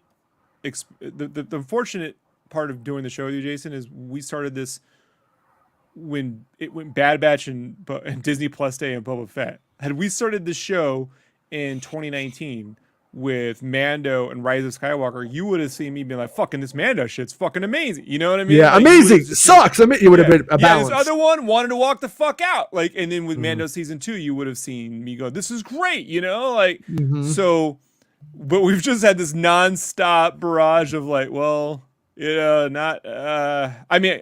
love Visions. I had very little complaints about Visions. Very, very little. So, but Vision, but Visions is one of those things that just comes and goes. Yeah. because it. Yeah. I mean, But, you know. And no, I don't get any I like you don't it like too, animation. I'm like, I love Visions. You guys are nuts. Like, I am a fan of the anthology, you know, version of way of doing things. A part of me though wouldn't trade Visions for anything, but I would not be mad if instead of Visions there had just been like the Ninth Jedi as like an hour movie. Like if that all of that budget had been towards just making like one film I could enjoy, because that's the only thing that kind of goes against Visions for me right now. Like on rewatch is like there's some of them where I'm just like, yeah, okay. Like the music one, which I should love, I don't think I do anyway. And so I don't really want to rewatch it, but I wouldn't mind if I had basically an hour and a half long Akira Kurosawa style anime Star Wars movie to watch right now. I would probably put it on. I'm not going to disagree with you on that. You know, Yeah. like I would say though that the Boba Fett in that Jedi Rocks one is way better than the one we got in Book of Boba Fett. He's doing his job in that episode. Tyrant, how's it going, dude? Tyrant's the best. Appreciate you, Tyrant, and cool guy. I appreciate what you did yesterday. Oh yeah, Jason, that Series X is gonna pump up those Fortnite graphics. Laugh out loud. Don't expect huge changes, other than like load times. Game is going to be played on nearly everything. Crisis, this is not. Yeah, I went on YouTube and looked up what Fortnite looks like on it when my son's super excited about it, and we like looked it up, and I was like, oh my god, this looks so much fucking better though than what I was playing on, and then compared to what I'm on right now, oh, it's like I'm going from 480p to 1080p. You know what I mean? Like it's a big jump, even though they're both 4K. Tyrant says, Rob, isn't Boise a blue dot and like in a C like Louisville is for Kentucky? No. Yeah. But you know what? California people consider to be blue, largely red growing up. You know what I mean? Largely red. Like, yeah. And we lived in a red family in a red town, you know? And so like as an artist, I was like, I just don't agree with this anti-gay movement, you know, all this blaming immigrants. And I just, as a kid, I just was like, I'm not for this, whatever this is. I don't, it looks like bullying to me. And as a kid who got the shit kicked out of him on almost a nearly fucking daily basis, it's really empathetic towards bullying. So like, that's what I see from, I don't care about the policies, man, they can shift so much depending on the season. It's who's bullying who today. I'm not up for bullies, you know? Yeah. So, yeah. Me either. Fuck those guys. Louisville, Jason? Louisville. I went to basic training in Louisville, by the way. That was my Fort Knox. Louisville, Kentucky. Yeah. Louisville. Yeah. Went to their mall and bought Metal Gear Solid when I graduated. First thing I did, I'm going to the mall picking up Metal Gear Solid. Like, you fucking nerd. Yeah. Let me ask you this: would you go see Top Gun again? Given the COVID rates, no. Yeah. If yes, I would go see it and I would make the drive out to an IMAX to go see it. Yeah. Yeah. Yeah.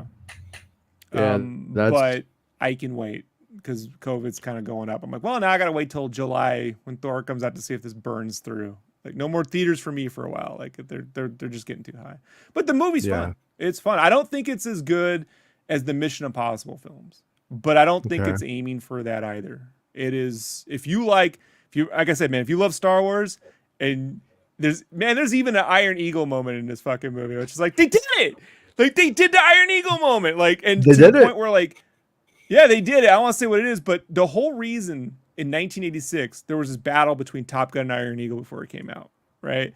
And the U.S. military refused to work with the crew of Iron Eagle because they said it's implausible that someone could steal a jet from the United States military and run off with it. So we're not working with you. They had to work with the Israeli forces, and that's why there's F-16s, because of the primary vehicle they used in Israel. and a lot of shitty balsa wood models. Yeah.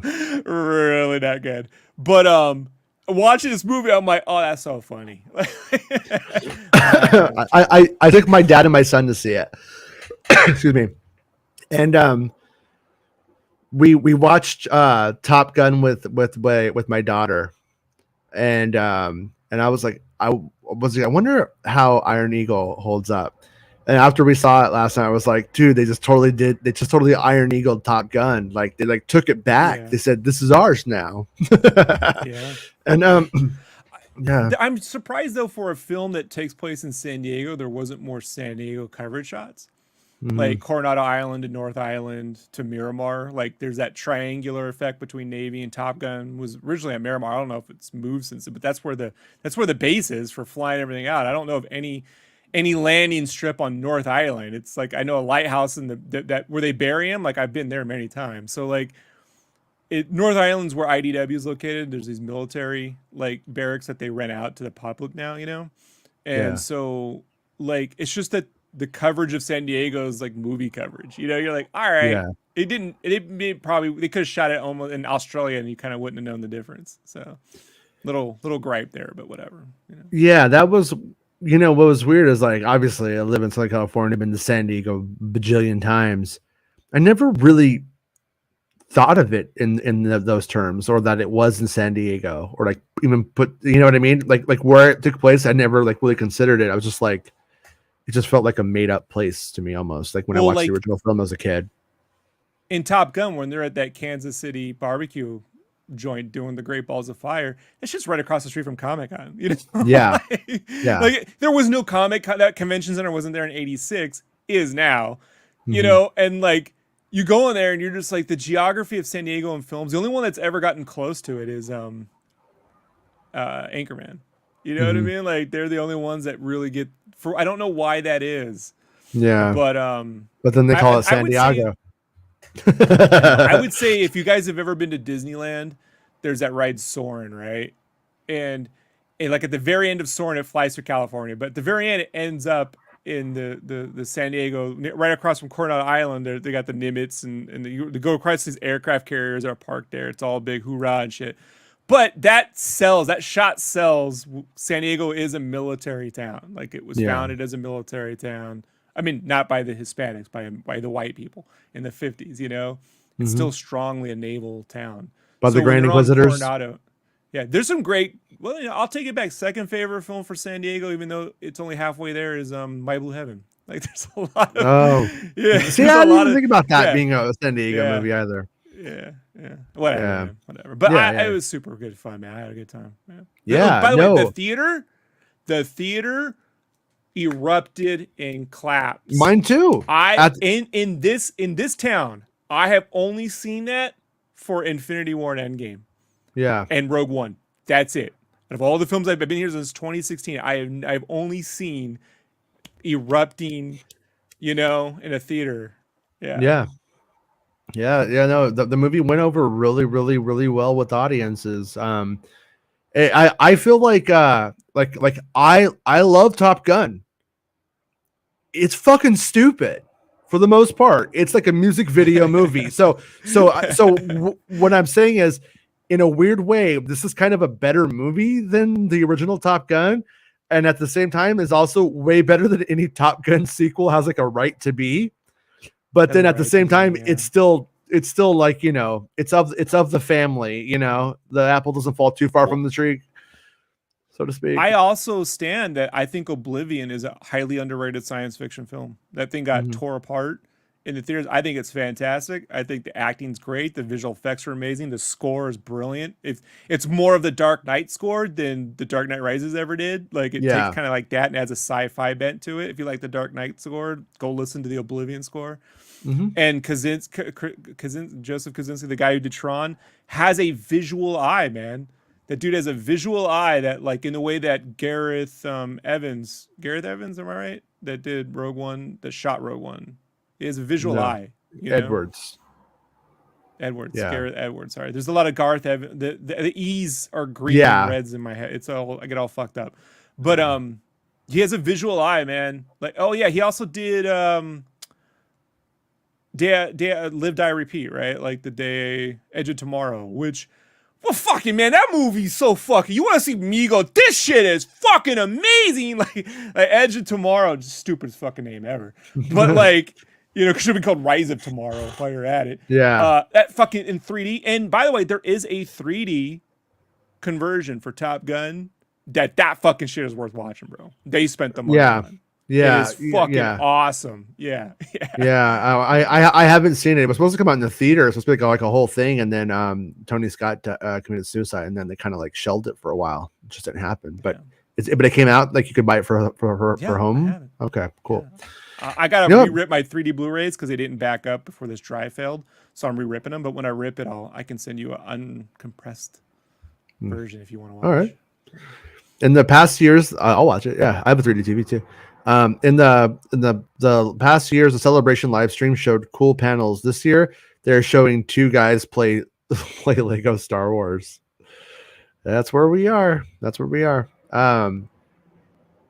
Stop accepting mediocrity. By the way, it's okay to complain.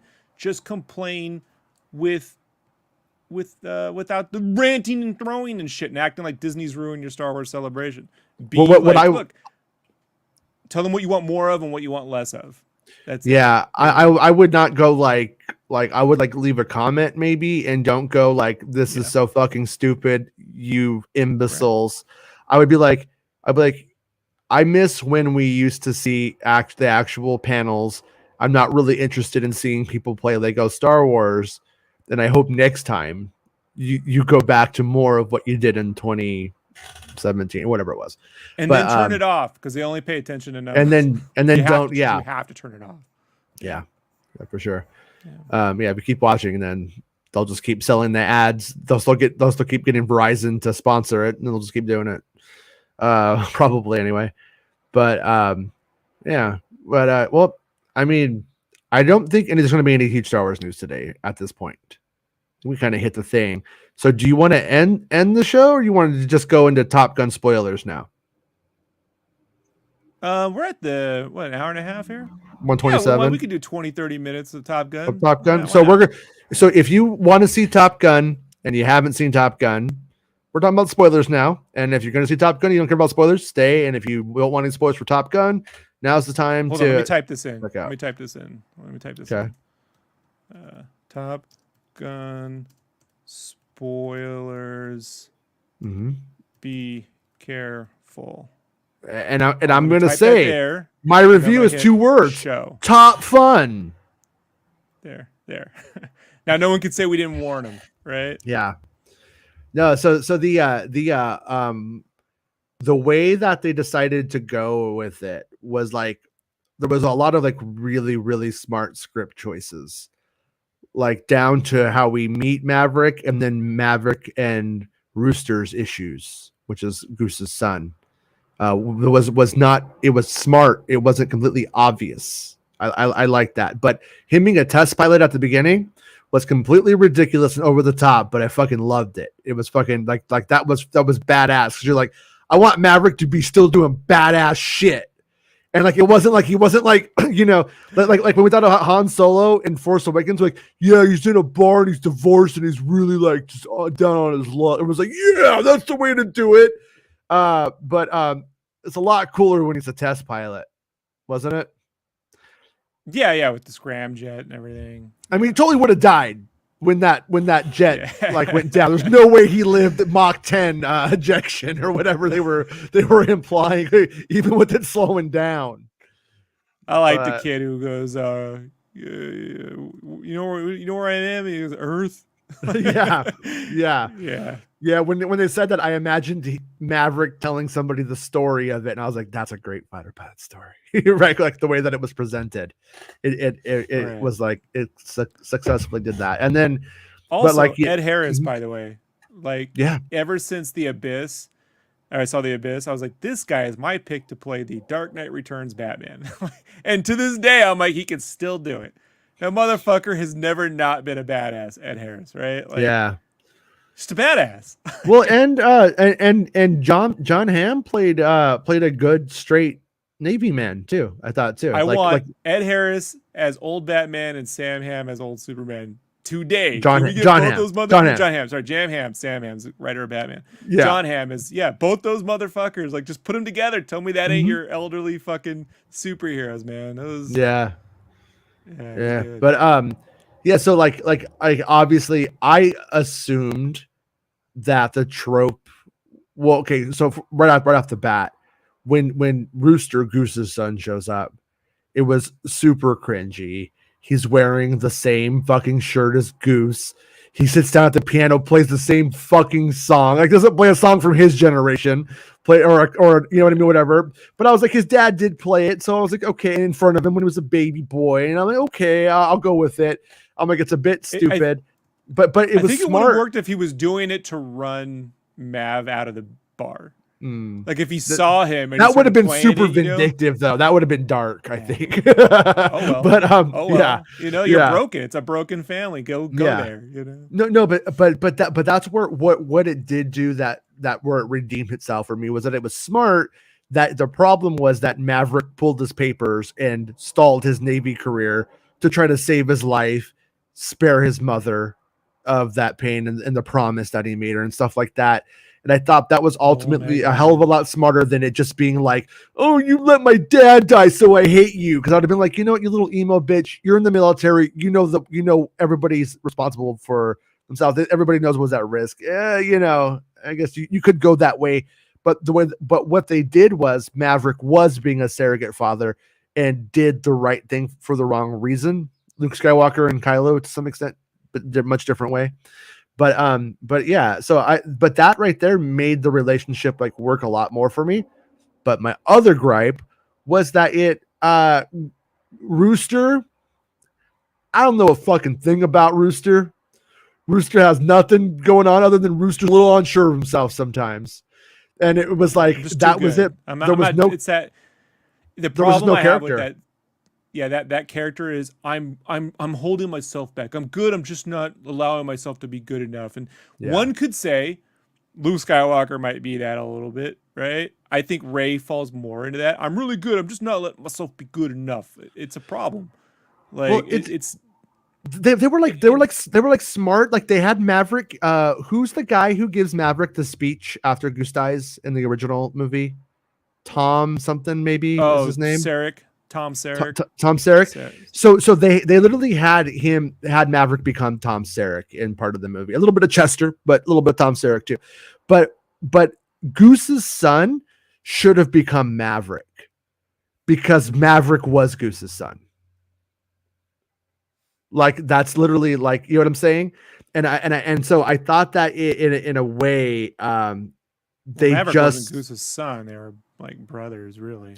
But well, no. Goose was a mentor. No, Maverick's father was a fighter pilot who then died, and then he then went into the thing trying to prove himself, overcompensating and becoming a loose cannon, and so it was literally kind of like that's what they could have done, but they wanted and they could have given like, what if Goose had grown up to be Maverick?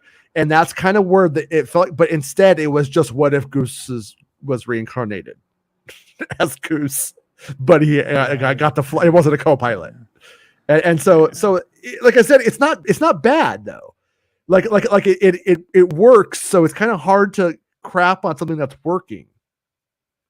But it was a little bit like I did find myself just going like, I want more from the fighter pilots and from everyone. Like I mean, honestly, I hate to say it, but the most effective new generation of Top Guns was Bob, because it was just funny that there was just a guy who was just Bob, and he was like that guy the guy who saw the Tic Tac, almost like just like a kind of a nerdy guy. But it was kind of. I would have liked if he was a little Tic Tacy. Like he was like, "Yeah, I heard you went up in the scramjet." You know what I mean? Yeah. Like, you doing scramjet? What was it? Did you see anything up there? Was it like just? There could have been a little bit more of that, because there's a little too much of that. We're the best fucking dudes ever. You could be good as me. Like it's just like. Yeah. You know, like if Bob was a little bit one of those, a little bit more relatable, right? Or he's just like, yeah, I like all this nerd shit too, you know, like so. But I didn't. The problem I kind of had with the original film, let's say the Kilmer character and stuff, it almost felt like they were going to intentionally try to kill one another, and I'm like, they ain't doing that. Yeah, Spider Hangman. Pirates ain't going up in there and trying to kill one another. And the Hangman one, where it's like, it's a psychopath. Like this is that does. It's, I get you have to heighten things. You got to be very careful between like, hey man, I'm the best ever. I'm top dog. Here's my fucking rank. I got all the best scores. I'm fucking quarterback. And if you get my fucking way, I will fucking let you die. Like they're not letting you up in the fucking plane. No, and they did a good job with like Hangman at the end, sort of saving the whole fucking day. And it was like when it came down to him being the lone gun, he was great. He just wasn't a good team player kind of thing. Like, yeah. I wonder if though the original, because there's 3 screenplay writers credited to this, like Aaron Kruger, Eric Chris Kruger, McQuarrie, like and Chris McQuarrie's got the final Rogue One, which I imagine, yeah. And was he the final? I thought he was the middle guy. I could be wrong. No, he's the last one on there. I wonder in the original draft if he was more psychopathic. You know, like I could easily see a situation where like let's put a Jason up in the fucking air, man. He lets everyone die. He's a loner. I'm a loner, Donnie. I'm a rebel. Yeah, rebel. You know? Yeah. And then but what I did like is when Rooster starts to throw the fact that he has no family, nobody in his life. Like when those moments you're like, the Navy was his family, you were his family, and he's fucked it up. And he grew up without a family, so he made the Navy. So it was like kind of this thing where you're like, oh, I kind of like where it's going. But then they put fine ass Jennifer Connelly in there. And you're like, and like it kind of makes sense, but also it was sort of like the most cringy stuff in the movie. I was just like in a way you needed it. It was like you needed that geography there, but what they did with it was just a little bit like where I was just like, I don't know. I would rather have had it extrapolated upon with the Navy surrogate and the relationship with 4 guys, Rooster. but the women in there are fucking loving it, bro. So like, I wonder what my wife will think but it did to me just feel like it was the more of the Top Gun, we're not gay. Top Gun, we're not gay. It's like there was another script called Top Gun, we're not gay, and they took the pages from Top Gun, we're not gay, and kind of like interwove it into that better movie. That's what it felt like. The thing, though, I thought that was a little confusing for people at first. Was they were like, is she supposed to be the Kelly McGillis character? Because he's like, I knew you before. And I get everyone has a story off screen. You know what I mean? Yeah. So many years have passed. But it really sort of feels like he should have, you know what I mean? Like, does he know her? Yeah. You know, like, and so had he just met her, I think it would have played a little easier. You know what I mean? Like, am I crazy? Or at one point were they saying that Kelly McGillis was in this? No, she's never been in it. Okay, I thought she was. I thought she had like a cameo, so I started to wonder if it was cut or if there was just some, Okay, but yeah. But I mean, like ultimately, like Maverick having some kind of life or semblance of something at the end of it was someone's a good gonna checkbox. It's actually they did shoot it and they cut her out. You're fucking wrong. Okay. Yeah. Like, okay. Yeah, I don't see a place here for that occurring, and if it did happen, I understand why they cut it out because I don't get it. You know, like well, I mean, I could have seen it maybe of being a backup if things hadn't gone well for Val Kilmer, if Val Kilmer had passed, for instance, and they clearly though kind of like sure. But I thought that given the real life circumstances of the cards handed to them, I think that they did a good job with how they dealt with Iceman and Iceman and him, and in the original movie. There's like that line that's like, if you fly long enough, you're going to lose friends or people. I don't remember what the line was exactly, but that was the point of it. And then he says that to Rooster, I think later on too. And then, but it was nice that they showed that if those guys were like buddies after the movie, or that there was some kind of like that the really over the top ridiculous respect that just comes like at the end of that movie, but that it actually like carries over in the story, that the consequences of that story did matter here. And it was a good way of having him in it, and felt, and like the text messaging, because Val Kilmer can't necessarily speak. And so I thought it was done. They did the best with the cards that they had. I thought it worked. Yeah, and like the Yeah, I mean, like, I kind of I'm gonna go. I don't want to harp on it too much more because I've already said what I had to say. But I also thought when at the end when the he goes to get Penny and then she's like out on sea, you know, like she's taking her daughter out sailing. I thought he was like going to get like in like one of those planes that like you land on water and like propose to her or something ridiculous. But then he just goes and starts working on his airplane, and then she just goes to his garage, and I was like, I'm not a fan of the final ending. Why? I was like, why did they even have that moment where he goes like it almost could have just done without that. He could have just went home and started working on his plane, and then she could have just shown up. You know, it was sort of weird. It was kind of a fake out with no payoff and no reason. I suspect there was more there to that they just trimmed and yeah, down, probably tested poorly or something. Or just time, you know, get people out the theater, you know. Put a song over it, it'll be fine. It's like, oh, yeah, like, right. like I liked when he goes out the window after he fucks her, and then the daughter's just like staring at him, and he's like, and I was like, that was like hilarious. But then she's like, don't break her heart again. And I was like, oh fuck, come on. But I guess it was an implied history stuff, but it's a little over the top. But it was Top Gun, so I guess it's okay. But yeah, I really did like it. I don't think it'll ever be as important as the original Top Gun, obviously, just because of like that movie had timing, I think. Yeah, I don't think, but I mean, who knows, man? It could do. Things make money. In terms of moneymaker, yeah. In terms of cultural significance, no. The thing I want to say, man, this is the most Star Wars. I mean, this should have straight up the trench run and used the Force Luke. Like, can we let's talk about it? Like, they're literally, you got to go down really fast. You got to go low. You got to stay below the fucking turrets. You know what I mean? You got a little meter hole. You got to drop the thing into the shaft. Like, it is the trench run, man. And then he's like, you got to don't think, just use the Force Luke. Like, straight up.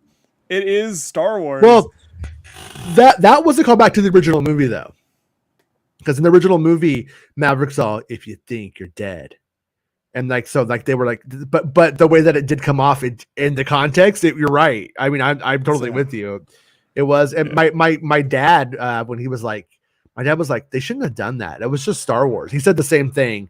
And my dad's not a guy who analyzes literature or anything, to say the least. You know what I mean? My dad's just like a dude who's just like, for me. Mm-hmm. I was I was like, all right, they're doing this. Okay, a few times, all right. But then when he goes, why did you come? They're crashed and they're in the snow in Russia or whatever. And he goes, why did you come back after me? Why didn't you just leave? He's like, you told me not to think. And then they stop. He's like, what were you thinking? You told me not to. Like that's. Yeah, you know what I mean? Like, and that played so well in the theater, bro. People were fucking laughing. Like, that's a legitimate argument. You fucking straight up told me not to think. I wasn't thinking, so don't fucking, like, you know, I did exactly what you trained me to do, dumbass. Yeah. Yeah. Yeah, and I liked like, it was stupid, but I mean, it was stupid fun. Like when Maverick is like pushed out, and then he goes and he does the run, and then they're like, well, he's the guy who has to do it now because he's the only one who can do it. He Iron Eagles it, and then they actually like they take it even further than that, and he steals the fucking the plane together and stuff like that. Stuff was like all so dumb but so fucking fun that I was like really, I just really love it. Because when he steals, I'm like, this motherfucker pulled an Iron Eagle, you know, which he kind of did at the beginning with the scramjet. You know what I mean? Like, that's like bending rules kind of thing. Yeah. But when John Hamm goes, and then you went and stole a fucking military jet, I'm like, well, at least they're not running from this obvious fucking thing he's doing, you know? Like, would have been great if he was like, what are you, Doug Masters? You think this is a movie? Like, it would have been funny if they somehow, I don't know, it was right to me, but it would have been hilarious. But, no, and it was, and like that moment where the other pilot, I don't remember the pilot's name now, but where he's like passing out from doing the pool, from doing like the before payback his name. Yeah, like that sequence was really well edited, I thought. Like it was like the dramatic, the tension build, the way it was executed was really, really solid. And then later on, when they're kind of doing something similar, like, but when the plane, the F-14 loses its landing gear on that part too, I was like, oh, that, it was like I said, so over the top, but it was great. It was just like so much fun, and a lot of movies that go. I think I stopped liking action movies when they stopped having fun, and like this one really it had fun. So Well, that's what I love about the really Mission into Impossible films. I don't know if people stick with them, man, but they nailed this with Ghost Protocol. Like they fucking three's good, but Ghost Protocol, the one that Brad Bird directed, fucking they just nailed the fun.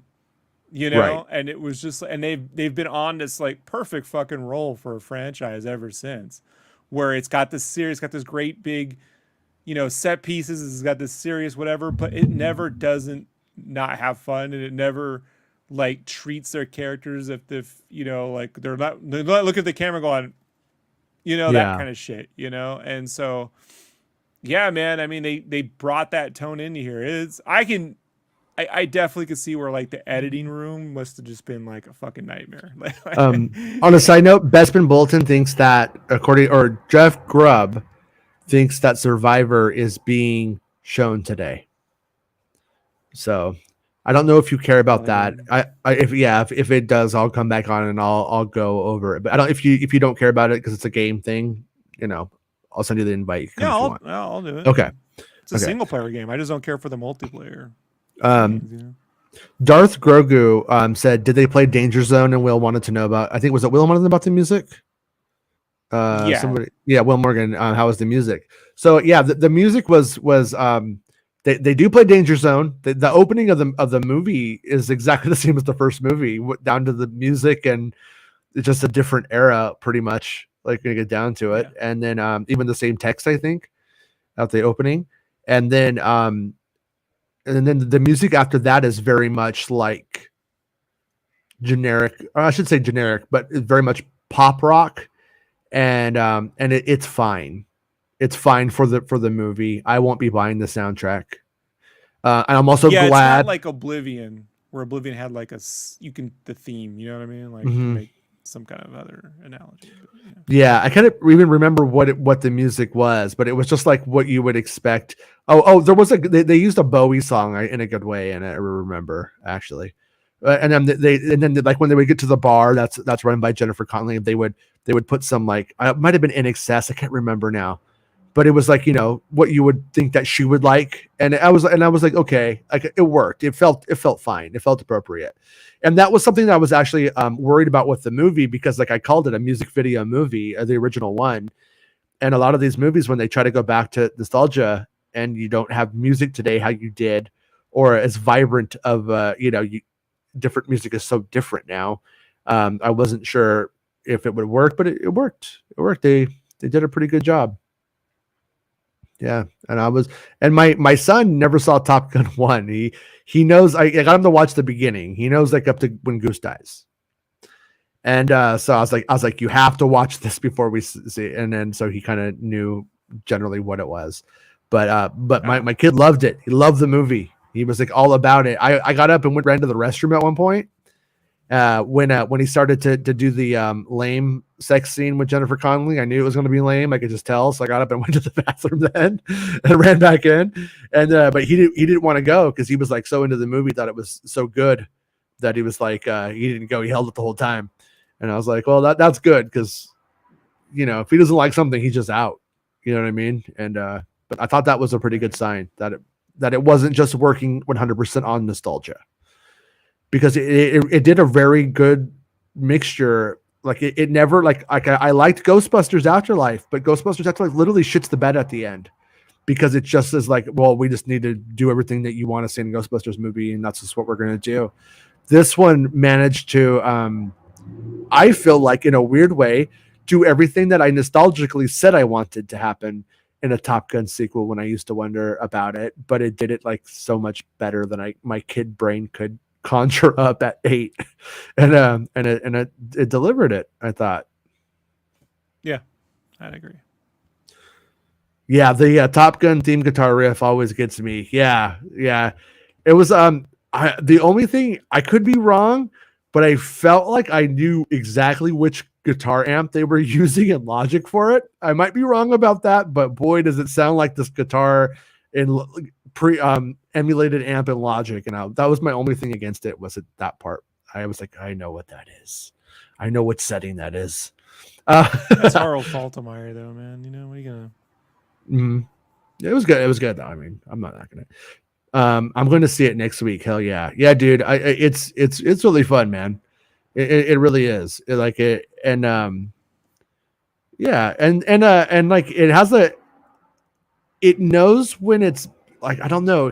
It had such it was so smart in knowing where it was dumb, and even like when Iceman and him are saying goodbye to each other, and like he says, who's the better pilot? Like, they have to do it, but then like the way that it was written was like, let's not ruin the moment. Like it was a way out of the scene, but it was like, that was the way two grown, mature people would have dealt with it in that time. And I just liked it. I just thought it worked. It was fine. It was good. It continually you get the sense that they are friends now, and I mean? Like it's not just we're friends. It works.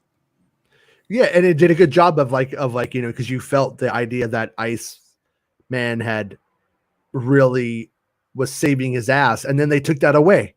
And so it wasn't just like, well, we have to do it because Val Kilmer has been sick and we can't have Val Kilmer show up on a plane at the end. Probably won't work. And so, but by doing that, it actually it raised the stakes. Like they took a real life circumstance, but used it to raise the stakes of the movie. And like I said, I'm not saying it's weird. The movie is dumb. It's a dumb movie that makes a fucking ton of smart choices. That's the only way I could put it. And I love it for it. I thought that was great. I think that's how those kind of movies should be, but Tom Cruise missiles Jennifer Connelly. Oh yeah, he does. He totally does. It's not much of a sex scene now. I'm glad. I don't like watching sex scenes in the theaters with. They had him like lay her down like she was Kelly McGillis, and it kind of went like in that whole like fucking thing, but then it clearly went to like more how old people are after, as opposed to how Maverick would do it in the 80s, and so it was both like, but at the same time it was weird. It was checkboxy, but also scene smart though. It was smart, Jason. Mm-hmm. The best sex scene ever put to film is in Anchorman, when it cuts to an animated sequence where they're riding panda bears on fucking rainbows and unicorns, and they're having a great time. Yeah, it is the best. So. And yeah, I was about to mention Step Brothers again. You got to watch Step Brothers when you're just bored, dude. It's there's too many times I need to reference it. You got to know it. It's good. You'll have a good time, I promise. Yeah, they were wingmen at the end. That's true. No, you're right. And once again, that's where like it felt like it the movie existed in the world of Top Gun, but in 2022. It did a good job. It did a good job of that. It was the only thing I would say about it though, or not the only thing I would say, but what was sort of weird about it was they were going with this whole idea that like a pilot is what makes the difference. Drones can't do this, and that drones totally could have done that mission. It wouldn't have been any problem. Well, that's where like if you're going to use you need an analog system. Well, and even an F-18 or F-16 or F-14 won't get you there. You need prop planes, which was like that's Iron Eagle 3 territory. You don't want to go there. So yeah, it doesn't make that case very well at all. Yeah. But I didn't want it to solve that problem, so I was okay with it because I wanted it to do what it was doing. And but it makes the case that you really should probably go to machine, because I look how many dudes they train all this time and then they die, and all you got to do is tell your family, "Oops, hey man, I let him fucking die because I had to make the best speed time." Yeah. All right. Okay. Yeah, but I loved it. I'm curious. I'm curious when I see it again. I have a feeling when I see it again, I'm just gonna think it's fun, though. So definitely, I think that's probably more on the positive side of things. But anyways, we're gonna end this show here. Me and Rob are gonna get some lunch. I think I'm gonna assume you need to get lunch, and then and if anything for Fallen Order Survivor or Jedi Survivor comes out, and it comes out, we'll jump on and we'll talk about it, and then we'll see. So we'll see you guys then. Otherwise, I'll see you tomorrow. If you're busy, Rob, tomorrow, once again, no pressure, but there should be Mando Plus panel content. And I'm I will be sitting here covering drawing, it. so if you guys don't mind me drawing while we're talking, I can continue to do that. So. Oh man, I mean, But yeah, that's always been the vibe of the show is two guys in a room. So basically, Top Gun at the end of the day proves that they're going to have to rethink Rogue Squadron. Yeah, because they just did Star Wars with Top Gun.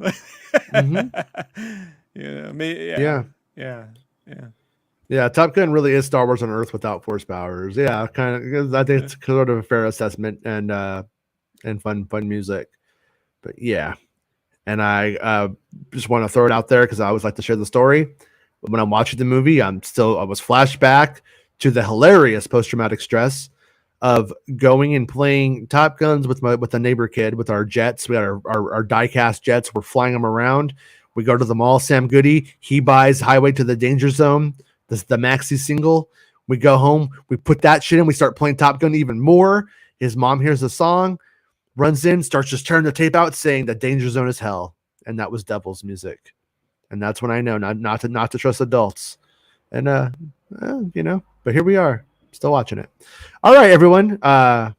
Thanks for hanging out with us. Thanks to everyone for being a channel member and supporting the show and all that jazz. Appreciate you guys. And we'll be back on with Jedi Survivor if it happens. And I'll make sure that one's open for everyone to hang out. And did you all see the Andor set reveal just now? No, I didn't. Do we do that right when we're ready to go? Yeah, do we start again?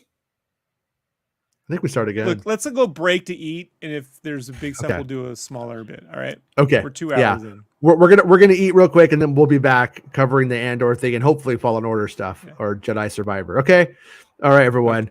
Thank you again, and thank you, Meg. And Meg, if you want to join at any point, just give me the heads up, and I'll send you the invite. You're always invited. All right. But thanks, Meg. Bye. It's the end of the show. Come on, let's go. Hey! It's the end of the show. Come on, let's go. Hey! It's the end of the show. Come on, let's go. Hey! You know you should go. Come on, let's go. It's not about spaceships.